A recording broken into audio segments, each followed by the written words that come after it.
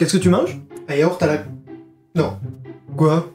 Me dis pas que tu vas faire l'intro sur les Grecs avec un yaourt à la grecque? Si.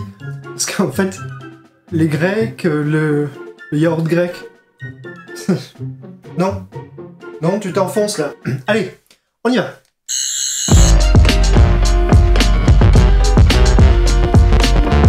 On a tous entendu parler des Grecs anciens, que ce soit par les vestiges, les dieux de l'Olympe, ou encore le cheval de Troie d'Ulysse. On va essayer de voir comment cela constitue un tout dont les éléments sont complémentaires.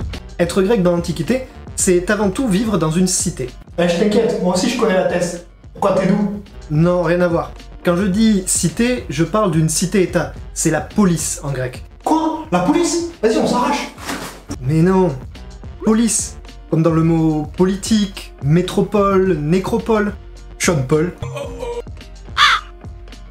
Chez les Grecs anciens, la police est à la fois une communauté de citoyens et aussi la forme la plus répandue d'occupation du territoire. Attention, je m'apprête à faire des généralités. Le monde des cités grecques est complexe et il y a beaucoup d'exceptions. Mais on va essayer de brosser un portrait global pour avoir une idée générale. L'élément le plus ancien est souvent une acropole. Ah, on retrouve la racine polis dedans, non? Tout à fait.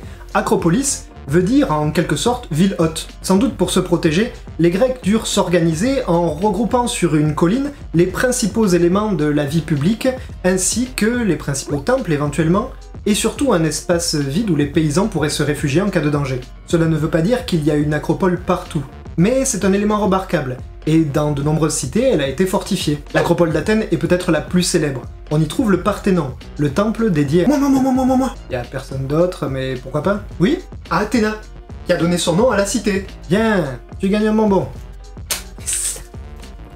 Peu à peu, des murailles s'élèvent, et vers le 6e siècle avant Jésus-Christ, les remparts ont tendance à devenir le symbole de la puissance de la police. Et il n'y en avait pas partout, cela dit. Apparemment pas à Sparte en tout cas. Et on disait que les remparts de Sparte, c'était ses citoyens. Spartiate! Quel est votre métier? Ces murailles protègent aussi l'Astu, le centre urbain principal. Oui, ça se prononce Astu, mais ça s'écrit avec un Y. Oui, le Y en grec ancien se prononce U. Mais alors pourquoi ça se... Ah, Astu! Ça va! Qu'est-ce que t'es agressif en ce moment?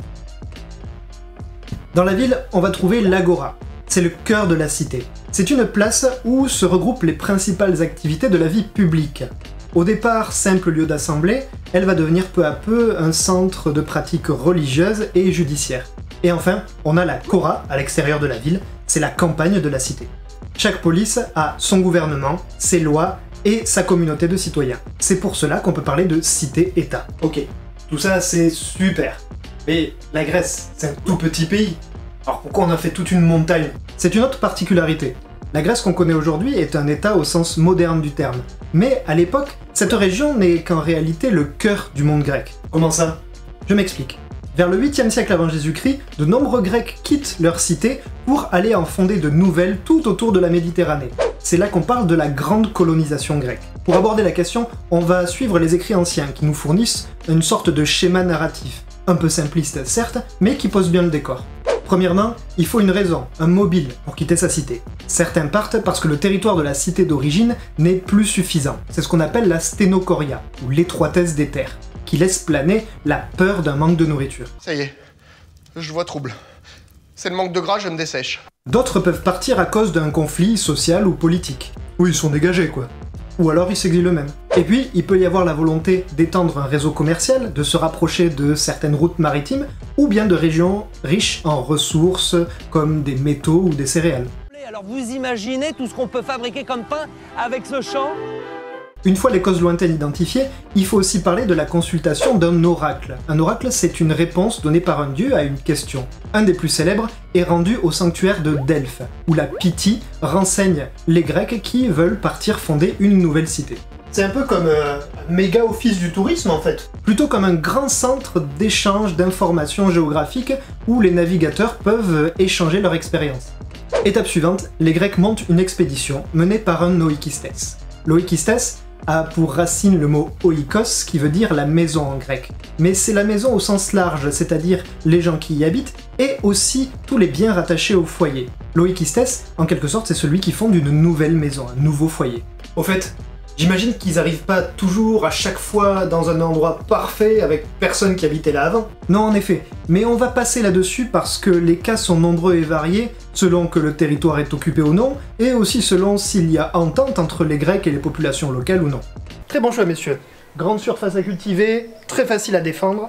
Alors je vois qu'il va falloir que vous mettiez dehors les anciens propriétaires vous-même, hein. Mais bon, 2-3 coups de lance et on n'en parle plus, hein.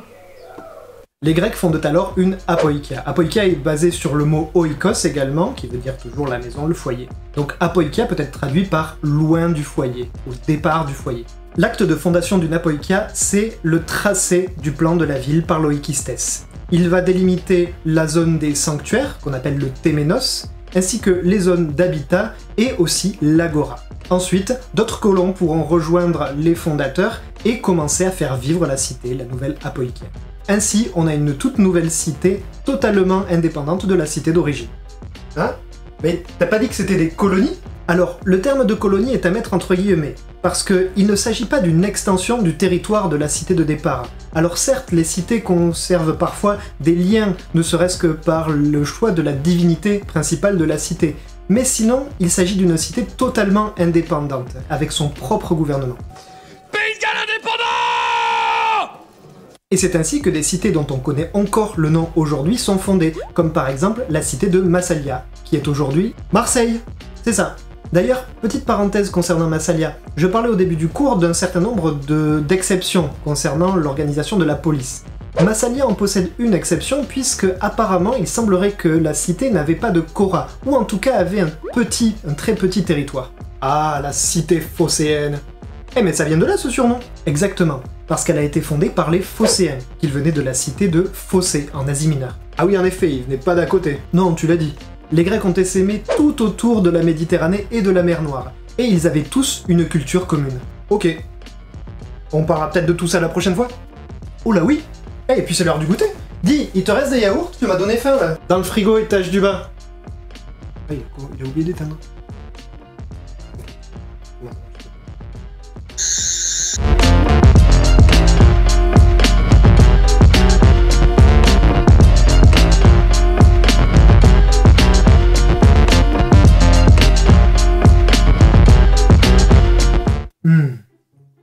Non, mais elle était super ma blague avec les yaourts grecs.